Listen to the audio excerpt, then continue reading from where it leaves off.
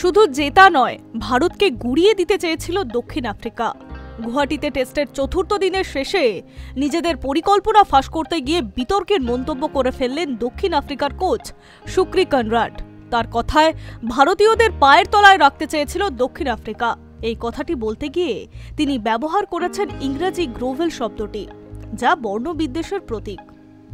গুয়াহাটিতে চতুর্থ দিনের খেলা শেষে শুক্রি কনরাড বলেন, আমরা ভারতীয়দের পায়ের নিচে রাখতে চেয়েছিলাম, ওদের মুখের কথা কেড়ে নিতে চেয়েছিলাম, পুরো ম্যাচ থেকে ছিটকে দিয়েই তারপর ব্যাট করতে নামতে চেয়েছিলাম।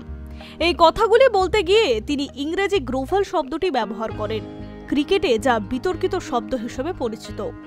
দক্ষিণ আফ্রিকার এক সময় এই শব্দটি ব্যবহার করা হতো কৃষ্ণাঙ্গ মানুষদের অপমান করার জন্য। স্বাভাবিকভাবেই কনরাডের মন্তব্যে বিতর্কের জন্ম দিয়েছে। ভারতীয়দের রীতিমতো তুচ্ছ তাচ্ছিল্য করেছেন তিনি। অবশ্য চলতি সিরিজে ভারতীয়দের যা পারফরমেন্স, তাতে বেশি সমীহ হয়তো পন্থরা আশা করতে পারেন না, কিন্তু তা বলে বর্ণবিদ্বেষের শব্দ ব্যবহার কোনোভাবেই সমর্থনযোগ্য নয়। আপাতত পন্থদের সামনে দ্বিতীয় টেস্টের বাঁচানোর লড়াই। কনরাডের কথায় স্পষ্ট, জয়ের ব্যাপারে তিনি নিশ্চিত।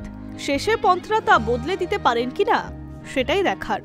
দক্ষিণ আফ্রিকার 549 রানের বিরাট লক্ষ্য তাড়া করতে গিয়ে চতুর্থ দিনের শেষে ভারতের রান 2 উইকেটে হারিয়ে 27। কেএল রাহুল ও যশস্বী জয়সওয়াল আউট। পঞ্চম দিনের সকালে ভারতের হয়ে ব্যাট করতে নামেন সাই সুদর্শন ও কুলদীপ যাদব। এর মধ্যে কুলদীপকে নামানো হয়েছে নাইট ওয়াচম্যান হিসেবে।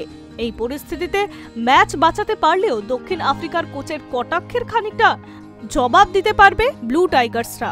High News network.